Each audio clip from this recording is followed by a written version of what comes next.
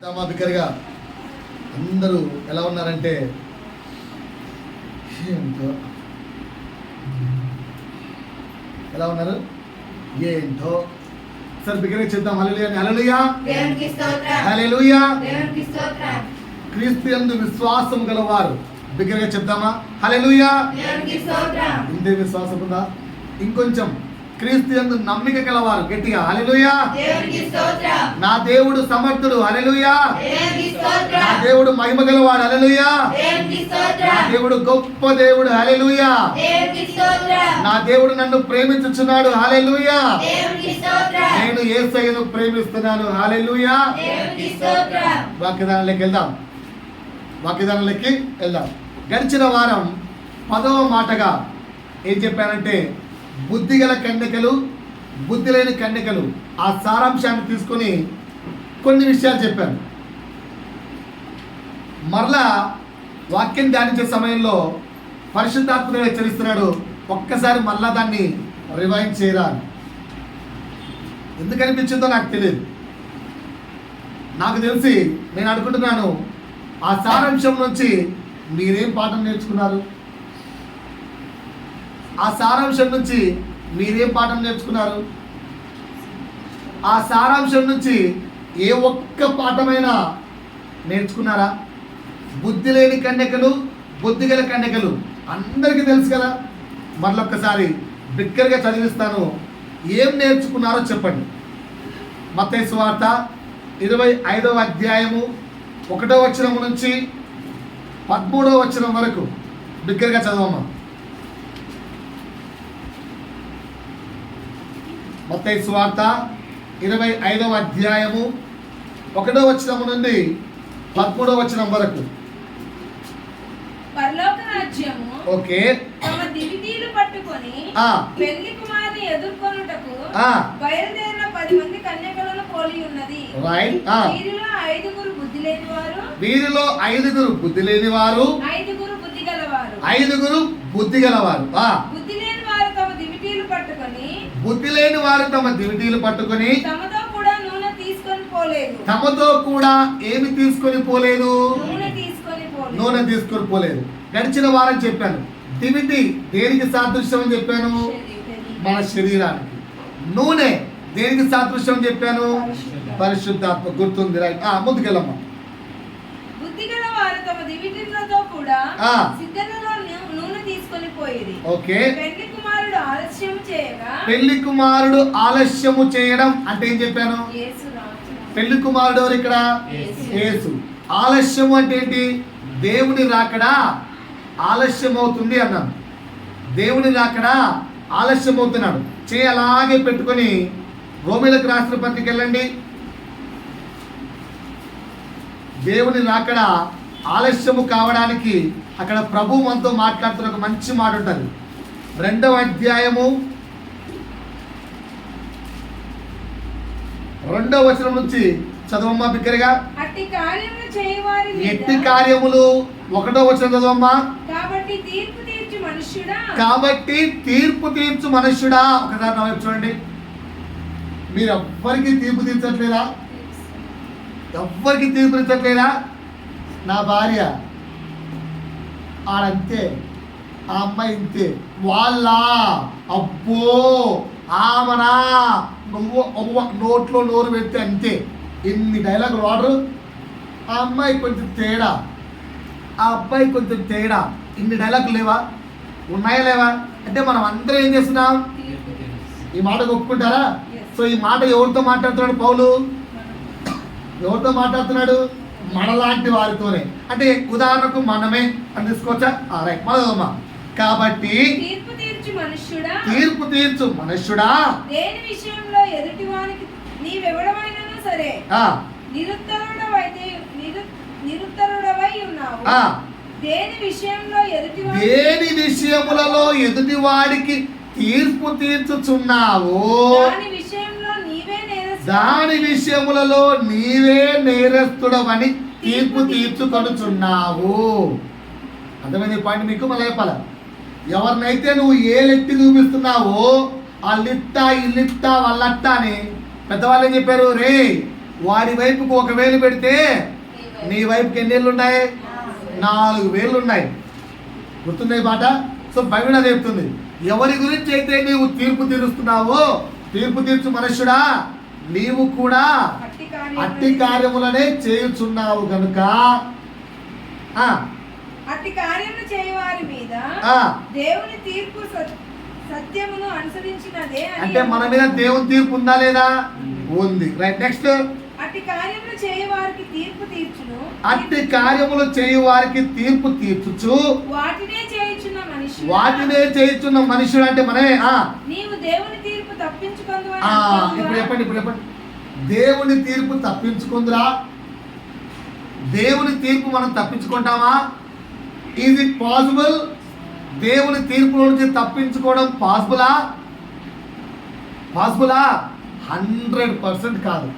కిందికి వెళ్ళండి. లేదా దేవుని అనుగ్రహము మారు మనసు పొందుటకు నిన్ను ప్రేరేపించుచున్నదని. అర్థమవుతుంది పాయింట్ నాన్న. వింటున్నారా? దేవుని రాకడ ఎందుకు ఆలస్యం అవుతుందంటే అందరి గురించి ఆలోచిస్తున్నావు. వాడి చెడ్డోడు, వీడి చెడ్డోడు, వాడి చెడ్డోడు, వీడి చెడ్డోడు, వాడి చెడ్డోడు, వీడి చెడ్డోడు, వాడి చెడ్డోడు. అరే వాడి చెడ్డ వీడి చెడ్డ పక్కన పెట్టు. నువ్వు చెడ్డనా కాదా? దేవుని దృష్టి యందు నువ్వు నీతిమంతుడిగా తీర్చబడతావా? ఆన్సర్ ఏంటి? నో. అంటే ఇప్పుడు నువ్వేం చేసుకోవాలి? వాడికి తీర్పు తీర్చడం మానేసి నిన్ను నువ్వు ముందు క్లీన్ చేసుకోవాలి. ఎందుకంటే తీర్పులో నువ్వు తప్పించుకోలేవు. ప్రతి ఒక్కరము దేవుని ఎదుట నిలబడాల్సిందే. ఆ తీర్పులో తప్పించుకోవాలంటే ఏం చేయాలి? నువ్వు పూర్తిగా పరిశుద్ధ రక్తంతో కడగబడాలి. అలా కడగబడడం కోసం నా కుమారుడికి ఈ రోజైనా బుద్ధి వస్తుందేమో. తప్పిపోయిన కుమారుడికి బుద్ధి వచ్చింది సరా? ఎక్కడ? పందులు తినే పొట్టు తినేటప్పుడు బుద్ధి వచ్చింది. అలా ఈరోజు వాక్యం విన్నప్పుడైనా, రేపు వాక్యం విన్నప్పుడైనా, ఎల్లుండి వాక్యం విన్నప్పుడైనా, ఆ వారమైనా బుద్ధి వచ్చినప్పుడు నా కుమారుడు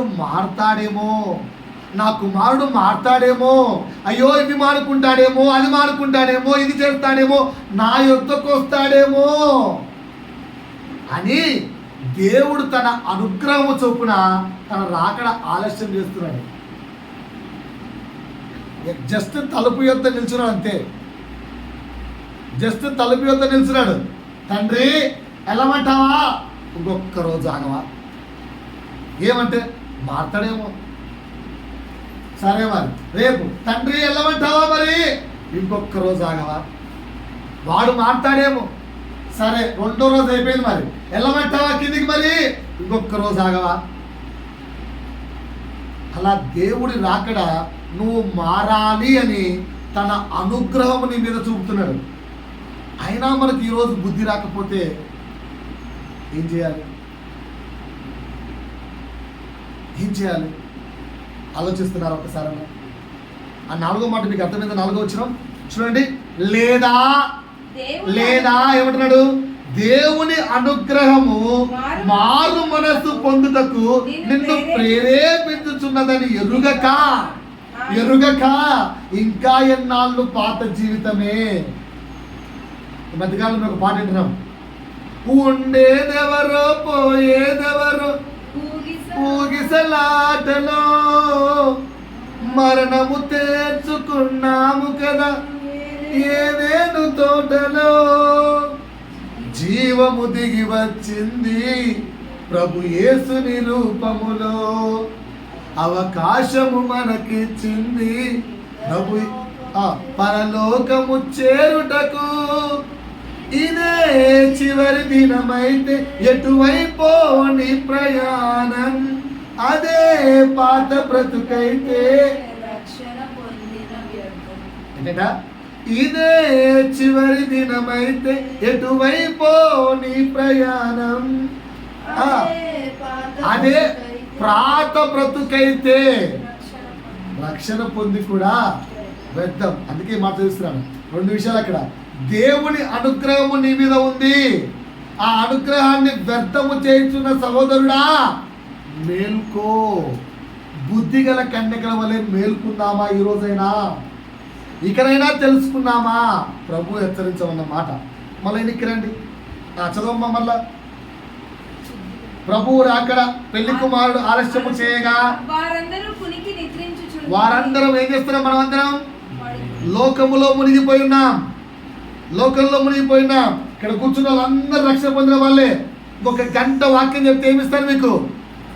తన శరీరమును పట్టుకొని, తన రక్తమును పట్టుకొని ప్రభువు నిన్ను సమీపిస్తుంటే ఆ శరీరము ఆ రక్తము తాగేటప్పుడు నీ హృదయము పశ్చాత్తాపం ఉన్నట్లేదా? అయ్యో, నేను లోకములోను నా శరీరాన్ని అపవిత్రము చేసుకుని ఉన్నానే అని బాధ కలగట్లేదా? ఒక గంట వాక్యం, ఒక గంటలు అయిపోతే ప్రభువు నీ ఎద్దకు వస్తాడు. ఆ ప్రభు రక్తమును చూసి, ఆ ప్రభు శరీరం చూసి నువ్వు చెప్పే మాట ఏంటి? ఇంకా కునికి నిద్రపోతూనే ఉందామా? ఇంకా లోకంలో నిద్రపోతూనే ఉందామా? ఇంకా మన శరీరము, మన ఇల్లు, మన కుటుంబము, మన బాధ, మన దుఃఖము ఇవే చూసుకుంటూ దేవుడి యొక్క అనుగ్రహాన్ని వ్యర్థము చేద్దామా? చేద్దాం. ఆలోచించండి. వ్యర్థం చేద్దామా? లేదా ఎరగనట్టు వారిగానే, ఎరిగియు ఎరగనట్టు వారిగానే ఉండిపోదామా? ఆలోచించుకోండి. చదవమంగా పూర్తిగా. అర్ధరాత్రి వేళ ఇదిగో పెళ్లి కుమారుడు అతనిని ఎదుర్కొన రండి అని కేక వినపడేది. రైట్. ఏదో ఒక రోజు బూర శబ్దం వినపస్తుంది. అప్పుడు ఆ కన్యకలందరూ లేచి తమ దివిటీలను చక్కపరిచిరి గాని బుద్ధి లేని ఆ కన్యకలు మా దివిటీలు ఆరిపోవచ్చున్నవి కనుక మీ నూనెలో కొంచెం మాకు ఇవ్వండి. బుద్ధి గల వారిని అడిగారు. ఏమైంది అప్పుడు? అందుకు బుద్ధిగల కన్యకలు మాకును మీకును ఇది చాలదేమో, అమ్మే వాళ్ళు ఉన్నారు, ఇదిగో ఆయిల్ అమ్మే వాళ్ళు ఉన్నారు, వెళ్ళండి అక్కడికి చెప్పిరి. ఇప్పుడు కూడా మారలేక జనాలు. వారు కొనబోతుండగా గొర్రెలు కషాయమని నమ్మినట్టు వెళ్ళిపోతూనే ఉన్నాయి. పెళ్లి కుమారుడు వచ్చేసాడు. రైట్. అప్పుడు సిద్ధపడి ఉన్నవారు అతనితో కూడా పెళ్లి విందుకు వెళ్ళిపోయారు. తలుపులు మూయబడ్డాయి. ఇది పోయిన వారం మనం చదువుకున్న కాంటెంట్. ఇందులో నుంచి నేర్చుకున్న 6 పాయింట్లు గుర్తు చేస్తున్నాం. మీకు 6 విషయాలు నేర్పించాను. ఏంటో తెలుసా ఆ విషయాలు? మొదటిది, దివిటి దేనికి సాదృశ్యం అని చెప్పాను? నాతో మాట్లాడాలి. దివిటి దేనికి సాదృశ్యం? నూనె దేనికి సాదృశ్యం? ఓకేనా? దివిటి నూనె ఫ్రెండ్సా, విరోధులా? వీడంటాడు దివిటిగాడు, రే నన్నెందుకురా కాలుస్తున్నావు, కానీ కాలేదు దివిటియా? లాస్ట్కి దివిటి ఎట్లా ఉంటుంది? తరిగిపోయేది ఎవరు? కరిగిపోయేది ఎవరు? నూనె. శరీరము పరిశుద్ధాత్ముడు ఎప్పుడు ఆపోజిట్గా ఉంటారు. శరీరము పరిశుద్ధాత్ముడు ఎప్పుడు ఆపోజిట్. పరిశుద్ధాత్ముడి మాట నువ్వు విన్నావా? శరీరము నలగొట్టబడుతూ ఉంటుంది. శరీరం అంటే తెలుసా? ఎందుకురా అంటే ఆత్మ, భక్తి, దేశం, నాకు ఎంత కష్టం వస్తుందో నీకు అర్థమవుతుందా? కానీ నిజంగా శరీరం కాలిపోతుందా? నేర్చుకోవాల్సిన పాఠం ఏంటి ఇక్కడ? దివిటి ఎప్పుడు కాలదు, కానీ ఈ శరీరము పరిశుద్ధాత్మునికి ఆపోజిట్ కనుక నిన్ను రెచ్చగొడుతూ ఉంటుంది. పరిశుద్ధాత్ముని మాట వినాకు, వాక్యం ప్రకారం నడవాకు, అలా చెయ్యాకు, ఇలా చెయ్యాకు, అలా ఉండాకు. ఏం భక్తిది అబ్బా! చూసావా ఆ భక్తి వల్ల ఎన్ని సమస్యలు? శరీరము నిన్ను ఉడికిస్తూ ఉంటుంది. ఇది నేర్చుకోవాల్సిన మొదటి పాఠం ఏంటి? శరీరము పరిశుద్ధాత్ముడు అంటే దివిటి నూనె ఎప్పుడు ఆపోజిటే. కానీ ఎప్పుడైతే నువ్వు పరిశుద్ధాత్ముడి మాట విని నలగొట్టబడ్డానికి ఇష్టపడతావో, శరీరాన్ని నలగొట్టడానికి ఇష్టపడతావో, 2 రిజల్ట్స్ ఏమవుతుంది? వెలిగించబడతావు. దివిటి వెలిగించబడిందా లేదా? మొదటి రిజల్ట్, నువ్వు ఆశీర్వదించబడతావు. రెండో రిజల్ట్, ఆ వెలుగు 10 మందికి వెలుగునిచ్చిందా లేదా? నువ్వు 10 మందికి నీ తరతరాలకు ఆశీర్వాదకారకంగా మారుతావు. ఒక్కసారి క్వశ్చన్ మార్క్ వేసుకోండి. నీ ద్వారా ఎన్ని తరాలు ప్రభువు ఆశీర్వదిస్తాడని అనుకుంటున్నావు?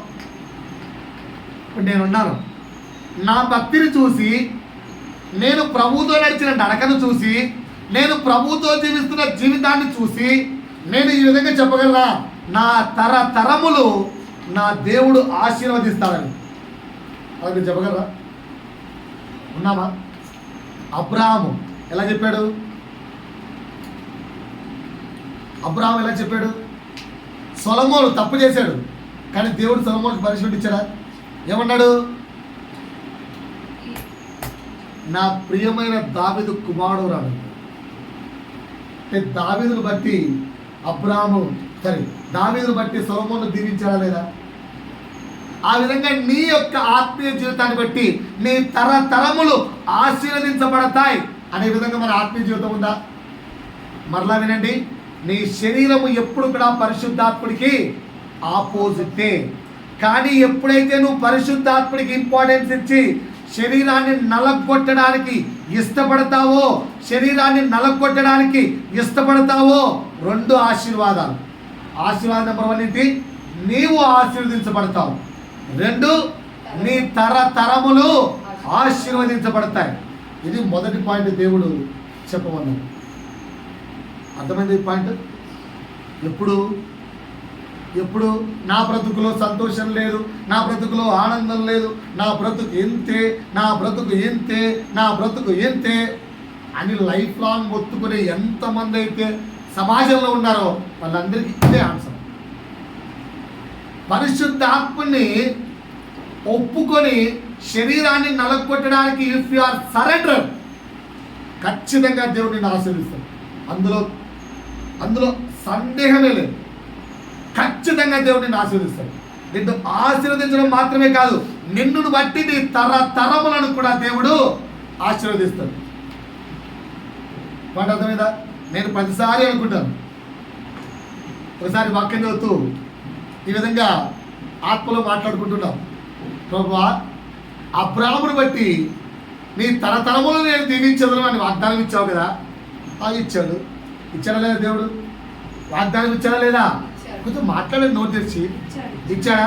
అబ్రాహాము కొడుకు ఎవరు? తెలియదు. అబ్రాహాము కొడుకు ఎవరు? ఇస్సాకు కొడుకు ఎవరు? యాకోబు కొడుకులు ఎంతమంది? 12 మంది. అందులో మనకు బాగా తెలిసిన కొడుకు ఎవరు? యూసఫ్. కరెక్టేనా? అబ్రహాము కొడుకు ఇస్సాకు ఆశీర్వదించబడ్డాడు. ఇస్సాకు కొడుకు ఎవరు? యాకోబు ఆశీర్వదించబడ్డాడు. కానీ ఒక సమయంలో యాకోబు యూసఫ్ దగ్గరికి వెళ్తాడు కదా. కరువు సంభవించగా వీళ్ళందరూ వెళ్తారు కదా. ప్రభువా, నీవు ఆశీర్వదించిన కుమారుడు కరువులో పడ్డమేంటి? క్వశ్చన్ బాగానే కదా. నువ్వు ఆశీర్వదించిన కుమారుడు అబ్రాహాము కుమారుడు తరములు నేను ఆశీర్వదించదని చెప్పావు కదా. అలాంటి యాకోబుకు కరువు రావడం ఏంటి? అలాంటి యాకోబు కరువులో పడ్డం ఏంటి? ఎప్పుడు మీకు సందేహం రాలేదా? ఎప్పుడు సందేహం రాలేదా? నాకు వచ్చింది. సమాధానం ఏమెత్తుకున్నా తెలుసా మైండ్లో? యాకోబుకు కరువు ఎప్పుడు వచ్చింది? ఆ ప్రాంతమంతా కరువు రాగా యాకోబుకు కరువు రాకూడదని అబ్రాహాముతో దేవుడు ముందే ప్రమాణం చేశాడు కనుక అతని కుమారులు ఒకటి తయారు చేసి ముందే రెడీగా పెట్టాడు. నీ కొరకు సోర్స్ దేవుడు పక్కన రెడీగా పెట్టింటాడు. ఒకవేళ యాకోబు యూసఫ్ దగ్గరికి వెళ్ళకుంటే కరువు ఏర్పడేది, అనుభవించేవాడు. అర్థమవుతుందా? నువ్వెక్కడైనా పరిశుద్ధాత్ముని మాట వినక నీ శరీరం మాట వినుకుంటూ నీ ఆశీర్వాదాన్ని నువ్వే గుర్తించలేకపోతున్నా చెక్ చేసుకో. ఇది ప్రభు చెప్పమన్న మాట. అర్థమైతే మీ జీవితాలు మారిపోయి. పాయింట్ అర్థమైందా కాలేదా? ఎక్కిన బుర్రకు కొంచెం అర్థమైందా? దేవుడు యాకోబు అంటే అబ్రాహాముకు ముందే ప్రామిస్ చేశాడు. దేవుడు మాట ఎప్పుడు తప్పడు. నీ తరములను దీవిస్తా అన్నాడు. కానీ 2వ జనరేషన్ అయిన యాకోబు సమయంలో కరువు వచ్చింది. అలా కరువు వస్తుందని తెలిసే యాకోబు ఫ్యామిలీ కొరకు ఒక వ్యక్తిని ముందే నీ కొరకు కూడా ఒక వ్యక్తిని తయారు చేస్తాడు. నీ కొరకు కూడా నీ పక్కనే ఆశీర్వాదం ఉంటుంది. నువ్వు ఆత్మ చెప్పు సంగతులు వింటే అది కనుక్కుంటావు. లేదంటే ఆత్మ చెప్పు సంగతులు వినంత వరకు ఈ శరీరము కోరుకునే ఆహ్లాదానికి, సుఖాలకు, విలాసాలకు, ఇష్టాలకు, కోరికలకు, కన్నులు కాంక్షించే ప్రతిదాని కొరకు నువ్వు ప్రాకులాడుతున్నంత వరకు కంట కన్నీరు బాష్పాలు కారాల్సిందే, తప్పదు. ఈ ఫస్ట్ పాయింట్ అర్థమైందా? బుద్ధిగల కన్యకలు, బుద్ధి లేని కన్యకల నుంచి నేర్పించవలసిన ఫస్ట్ పాఠం ఏంటో పాఠం? శరీరము, పరిశుద్ధాత్ముడు ఇద్దరు ఎప్పుడేంటి? ఆపోజిట్.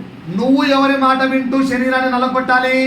పరిశుద్ధాత్ముడి మాట విని శరీరాన్ని నలగొట్టాలి. ఎందుకు? శరీరంలో ఉన్న కన్నులు కాంక్షిస్తూ ఉంటాయి, శరీరము కోరికలతో రెచ్చిపోతూ ఉంటది, చేతులు ఇష్టానుసారంగా దూరిపోతూ ఉంటాయి, కాళ్ళు వద్దన్న ప్లేస్కు నడిపిస్తూ ఉంటాయి, నాలుక తినకూడని పదార్థాలు తిను తిను తిను తిను, తాగకూడని పదార్థాలు తాగని ప్రేరేపిస్తూ ఉంటుంది. శరీరాన్ని అణుచుకోగలిగితే, పరిశుద్ధాత్ముడి మాట వినగలిగితే రిజల్ట్ ఏంటి? నువ్వు ఆశీర్వదించబడతావు, నీ తరతరములు ఆశీర్వదించబడతాయి. నాకెందుకు ఆశీర్వాదం అనుకుంటే ఒక్కసారి ఏలు తీసుకెళ్ళి క్యాండిల్ పైన పెట్టండి. ఈ వేలు తీసుకెళ్ళి క్యాండిల్ మీద పెట్టండి. ఏది మామూలుగా కాదు, వెలుగుతున్న క్యాండిల్ మీద. ఏమీ కాలేదనుకో ఎంజాయ్ చేసుకోండి. ఏమవుతుంది? ఎవరైనా ఇలాగే పెట్టగలరా 2 minutes? ఎందుకు చేస్తున్నావు? నొప్పి. ఈ నొప్పి ఒక ఏలు కాలితేనే ఉంటే పూర్తి శరీరం కాలుతున్నప్పుడు ఎంత నొప్పి ఉంటుంది? దానికి నువ్వెందుకు శరీరం మాట వింటున్నావు? ఆలోచించుకోండి. రెండో మాట ఇక్కడ వీళ్ళు రెండో మాట ఏం నేర్చుకోండి అంటే, ప్రభువు ఎవరి దగ్గర మోతాదుకు మించి ఆత్మ బలము, ఆత్మ ఫలాలు, ఆత్మ ప్రభావాలు ఉండవు. నాకు తగ్గంత నాకు ఇచ్చిటాడు దేవుడు, నీకు తగ్గంత నీకు ఇచ్చిటాడు. రెండో పాయింట్ అర్థమవుతుందా?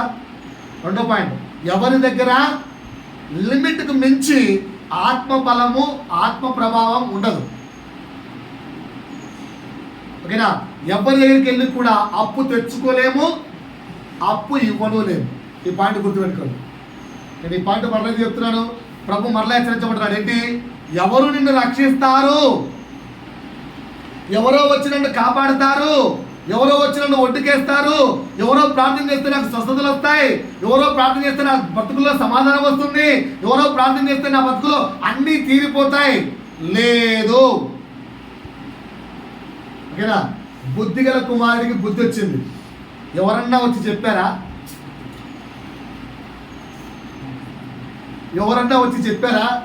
ఏ పాస్టర్లో వెళ్ళి, ఏరా మీ నాయన ఎంత ఆస్తిపరుడురా, నీకేంద్రా ఈ స్థితి, అవసరమారా అని ఎవరని చెప్పారా?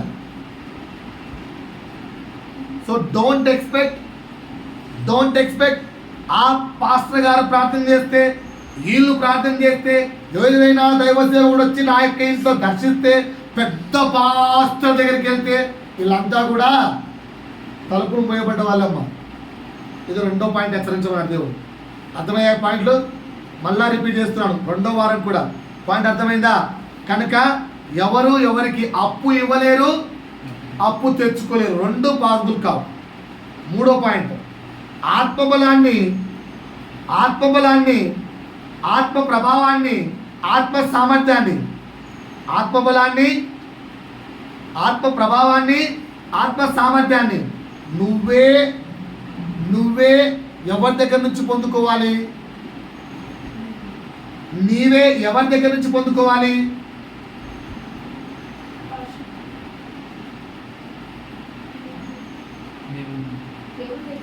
ఆత్మబలం ఎవరిస్తారండి? యెషయా 55 1-3 చదవండమ్మా.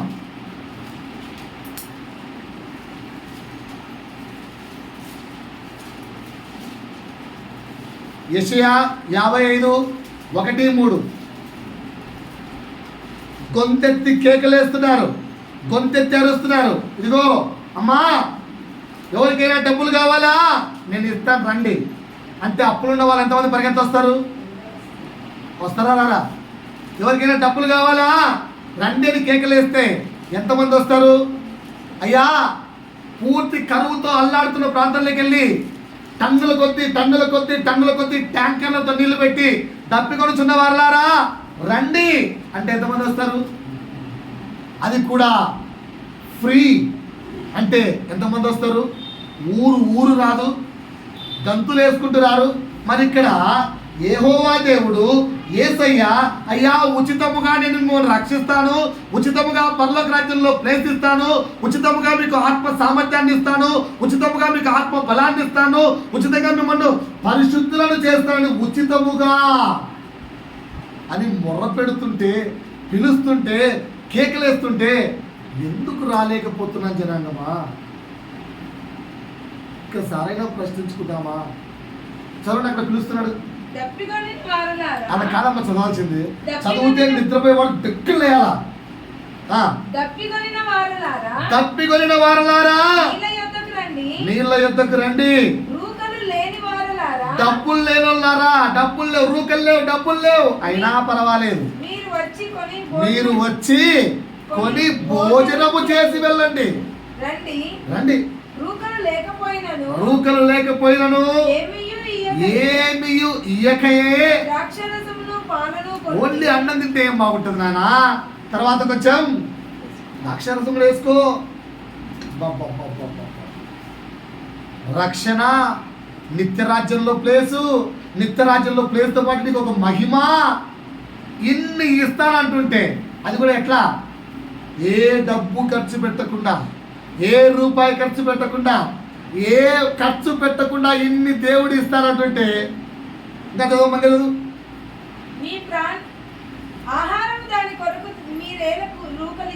ఎక్కడున్నారమ్మా? ఇక్కడే ఉన్నారా? 2వ వచనం గట్టిగా. ఆహారము కాని దాని కొరకు,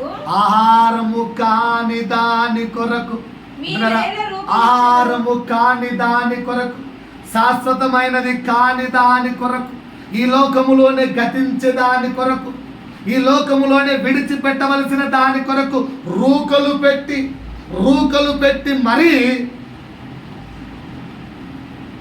నష్టపోతున్నారే. శాశ్వతమైనది, నిత్యమైనది, మహిమ గలది ఉచితంగా ఇస్తారంటే వద్దంటున్నామే. ఇప్పుడు మనం బుద్ధిగల కన్యకలమా, బుద్ధి లేని కన్యకలమా?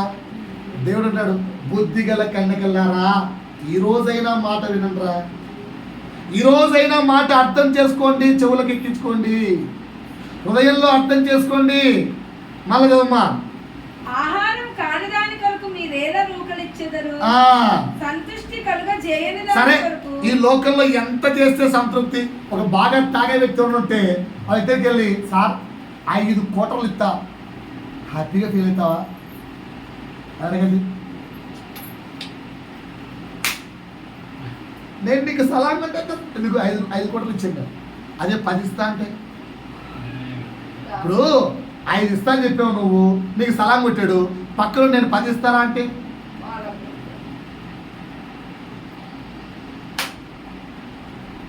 ఇటు పక్కోడు మళ్ళీ 15 అంటే, అటు ఉన్నోడు మళ్ళీ ఇటు పక్కోడు 20 అంటే ఎంత తాగితే మాత్రం తృప్తి తీరుతుంది?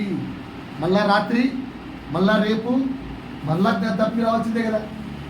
సంతృప్తి లేని లోకపు ఆశీర్వాదాల కొరకు మీ కష్టార్జితములు ఎందుకు వ్యయపరిచెదరు నాయనా?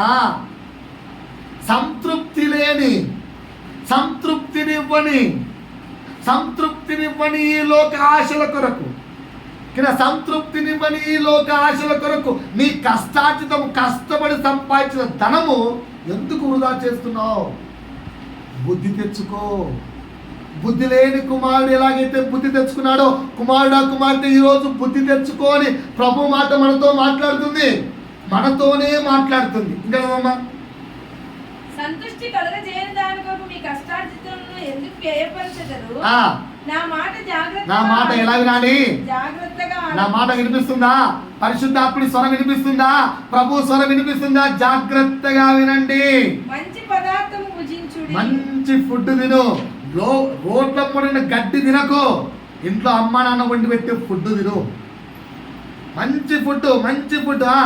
మీ ప్రాణము సారమైన దాని యందు సుఖించుడి. చెవియొగ్గి నా యొద్దకు రండి. చెవియొగ్గి నా యొద్దకు రండి. మీరు వినిన ఎడల మీరు వింటే ఏమవుతారు? బ్రతుకుతారు. బ్రతుకుతారు. ఇప్పుడు ఎలా ఉన్నావు అంటే ఇప్పుడు బ్రతికిలేమా మనము? ఇప్పుడు బ్రతికిలేమా? బ్రతికిలేమా? బ్రతికిలేమా? ఎందుకు రాయి బ్రతుకు సచ్చిత సమానం అంటాం ఏదైనా పోతే. పరలోక రాజ్యం రానప్పుడు ఈ బ్రతుకు సచ్చిన దాంతో సమానమే. when your heart, when your soul is saying I am not eligible for heaven, నువ్వు పరలోక రాజ్యానికి అర్హత లేని వాడిగా నీ బ్రతుకుందని నీ యొక్క హృదయం సాక్ష్యం ఇస్తే చచ్చిన వాడితో సమానం నువ్వు. అందుకే మనము ప్రస్తుతానికి బ్రతికి లేవట. నా మాట వినిన ఎడల నీవు బ్రతికెదవు కుమారుడా. ఈరోజు బల్ల తీసుకుంటున్నాం కదా, ప్రభు మన యుద్ధకు వస్తున్నాడు కదా, తిరిగి బ్రతికిస్తాడట. ఈ రోజైనా ఒక తీర్మానం తీసుకోండి, I will stop my hands.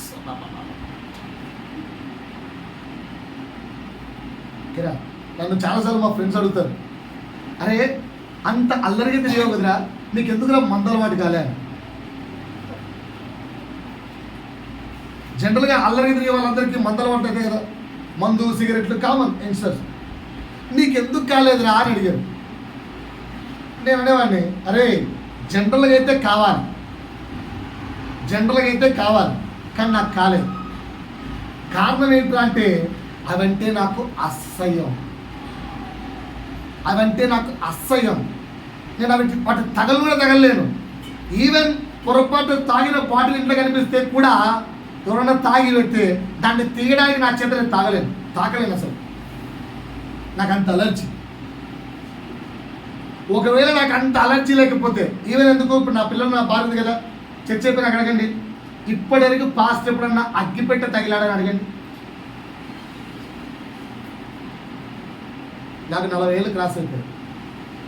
నాకు ఊహ వచ్చినప్పటి నుంచి నేను అగ్గిపెట్ట తగిలినట్టుగా నాకు గుర్తులేదు. బోర్న వర్షం పడి ఇళ్ళంతా కారిపోతుంది, ఎవరే ఒక క్యాండిల్ వెలిగిస్తాడున్న అగ్గిపెట్టి ఇలాంటి వచ్చి తెచ్చుకొని చెప్పాడు మా మమ్మీ. నేనైతే ఎందుకు తాకలేదు? అది అలర్జీ. లోకం అంటే నీ హృదయానికి అలర్జీగా మారిందా?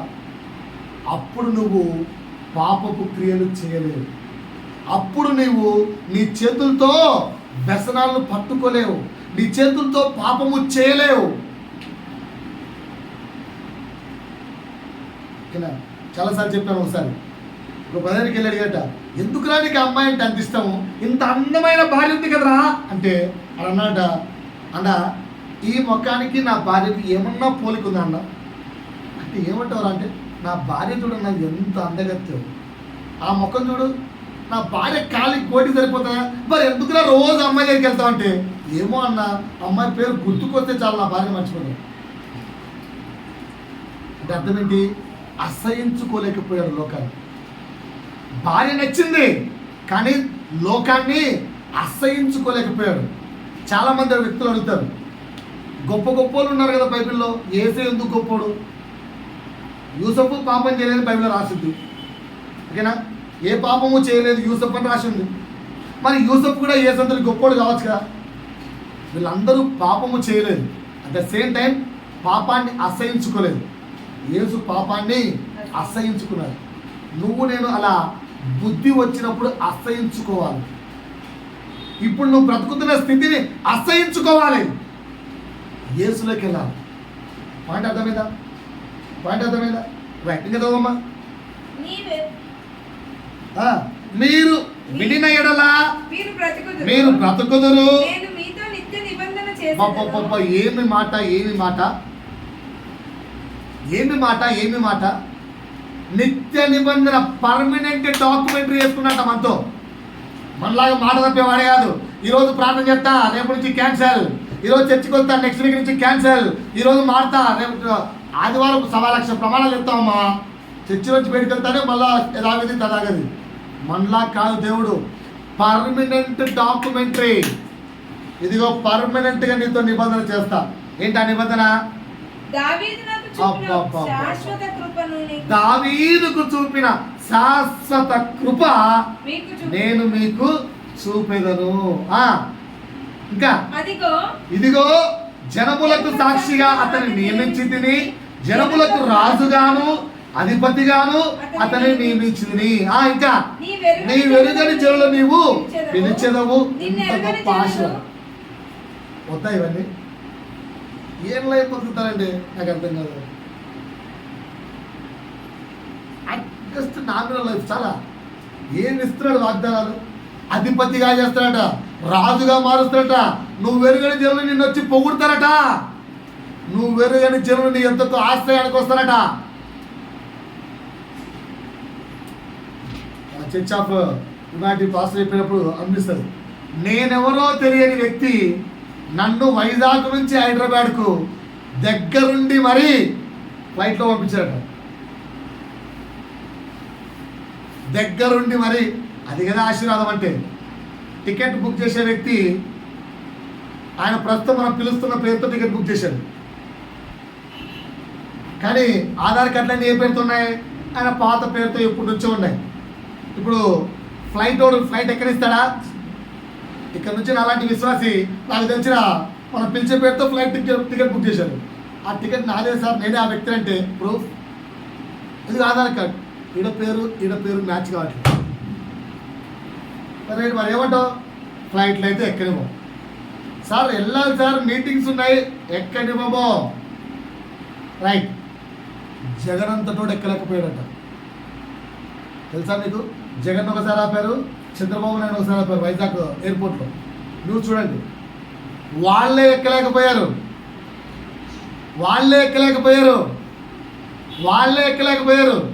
ఈ వ్యక్తిని ఆ వైజాగ్ ఎయిర్పోర్ట్ మొత్తానికి పెద్ద వ్యక్తి కదా, సీనియర్ మోస్ట్ ఆఫీసర్, ఆ వ్యక్తి పైన నుంచి దిగి వచ్చి, ఏంటి సార్ ఏమైంది సార్ అడిగితే, నేను మీకు తెలుసా అని అడిగితే, తెలుసు సార్, మా భార్య మీ వాక్యం ఉంటుంది,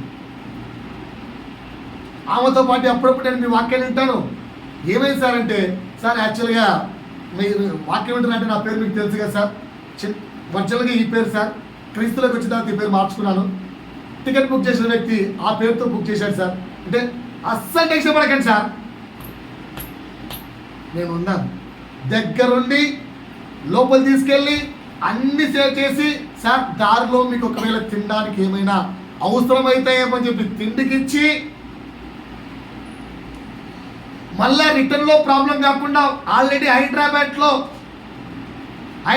ఎయిర్పోర్ట్ అథారిటీతో మాట్లాడాను సార్, రిటర్న్ టికెట్లో కూడా మీకు ఇదే ప్రాబ్లం వస్తుంది, అక్కడ ఆ వ్యక్తితో చెప్పాను సార్, ఆ వ్యక్తి మీరు రిసీవ్ అవ్వడం చేసుకుంటారు సార్ అని. ఫ్లైట్ ఎక్కే వరకు ఆయన ఎక్కుతున్నంత చెప్పి వీళ్ళంతా head of the department. Jagan CM, Chandrababu Naidu CM పోస్టులలో ఆల్రెడీ పరిపాలించిన వారు, వాళ్ళే ఆయన ఏమనలేకపోయారు. అలాంటి వ్యక్తి దగ్గరుండి ఎక్కించి ఇక్కడ వ్యక్తితో కూడా మాట్లాడి రిటర్న్ పంపించాడు. మరలా వెళ్తూ సార్ దారిలో చిన్న కానుక. అది కదా క్రీస్తు మాట వింటే రాజుగా కూర్చోబెడతాడంటే. నువ్వు వెరుగని జనుల దగ్గర ఆయనకి ఆ వ్యక్తి తెలుసు, జస్ట్ వాళ్ళ భార్య మెసేజ్ అంట టీవీలో, ఈయన అప్పుడప్పుడు చూస్తాడట. అలాంటి వ్యక్తి దగ్గరుండి ఫ్లైట్ ఎక్కించి సీట్లో కూర్చోబెట్టి కావాల్సిన తిండి, మధ్యలో తినడానికి స్నాక్స్, కానుక ఇచ్చి రిటర్న్ టికెట్లో కూడా మళ్ళా ప్రాబ్లమ్ని క్లియర్ చేసి పంపించాడు. సీఎం పోస్టులలో పరిపాలించిన వ్యక్తులే గంటల సేపు నిలబడ్డారు ఆప్తే. దేవుడు అంటే ఇప్పుడు అర్థమైందా? ఇట్లా ఈ లైఫ్ కావాలని అనిపేదా? మారాలని అనిపేదా? చూడండి ఎంత మంచి వాగ్దానం. అదే దేవుడు అంటున్నాడు, ఆత్మబలాన్ని, పరిశుద్ధాత్మ సామర్థ్యాన్ని నీవే దగ్గరుండి ఎవరి దగ్గర నుంచి పొందుకోవాలి? దేవుని దగ్గర నుంచి పొందుకోవాలి. ఏ పాస్టర్లు ఎవరు ఇవ్వలేరు. పాయింట్ అర్థమైందా ఇప్పుడు మీకు? ఈ పాయింట్ అర్థమైందా? మీకు ఎన్ని పాయింట్లు చెప్పానండి? 3 పాయింట్లు చెప్పాను. పాయింట్ నెంబర్ 1, శరీరము ఆత్మ ఎప్పుడు వేరు. నువ్వెవరు మాట వినాలి? అప్పుడేమొస్తాయి? నువ్వు వెలిగించబడతావు, నువ్వు ఆశీర్వదించబడతావు, నీ తరతరములు ఆశీర్వదించబడతావు. రెండో మాట ఏం చెప్పాను? ఎవరి దగ్గర ఆత్మలాంటి అప్పుగా తీసుకోలేవు, అప్పుగా ఇవ్వలేవు. మూడో చెప్తున్నాను, నీవే దేవుని దగ్గరకు ఉండి కనిపెట్టుకొని పరిశుద్ధాత్మ సామర్థ్యాన్ని పొందుకోవాలి. 3 పాయింట్లు అర్థమయ్యాయా? 3 పాయింట్లు అర్థమయ్యాయా? 3 పాయింట్లు అర్థమయ్యాయా? నూనె కొనడానికి 4వ పాయింట్. నూనె అంటే ఏంటి? పరిశుద్ధాత్మ సాదృశ్యం. పరిశుద్ధాత్మని పొందుకోవడానికి ఖర్చు చేయవలసిన డబ్బెంత?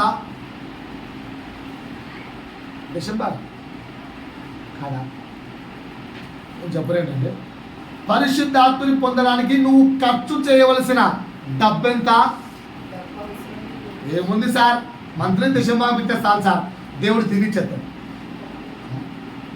కాదా? ఎంత తీయండి ఒకసారి, ఎంతో తెలుసుకుందాం. అపోస్తల కార్యములు 8వ అధ్యాయము. అక్కడ ఒక పర్సన్, బాగా తెలిసిన పర్సన్ ఉంటాడు. 19 నుంచి 24. అపోస్తల కార్యములు 8, 19 నుంచి 24. ఏం పెట్టాడు? ఎవరు ఎదుట? అపోస్తుల ఎదుట, పేతురు ఎదుట ద్రవ్యము పెట్టి, నేను ఎవరి మీద చేతులుంచదునో వాట్ డైలాగ్, వాడు పరిశుద్ధాత్మను పొందినట్లు ఈ అధికారము నాకు ఇయుడని అడిగాను. ఎంత డబ్బులు ఇచ్చారట? టోటల్ ఆస్తి తీసేసుకో. గారడి సింహుడు పైన చదివితే అతన్ని దేవునిగా కొలిచేవారంట ఆ యొక్క ఊరి జనాంగాలు. సో దేవునిగా కొలుస్తూ మొత్తం ధనరాశులు ఆయనకి ఇచ్చేశారు. అంత ధనం ఉంది. ఆ డబ్బులన్నీ నీ పాదాల దగ్గర పెట్టా, నాకేం కావాలి? నేను ఒకటి మీద చేయబెడితే వారికి పరిశుద్ధాత్మ వచ్చాను, వరం ఇచ్చేవారు. సో పరిశుద్ధాత్మను పొందడానికి ఎంత డబ్బు ఖర్చు పెట్టాలి? ఫుల్ ఆస్తి మరి అదే పెట్టాడు ఇక. ఫుల్ ఆస్తి ఇచ్చాడు. వచ్చిందా? చదవమ్మా, కింద చదువు.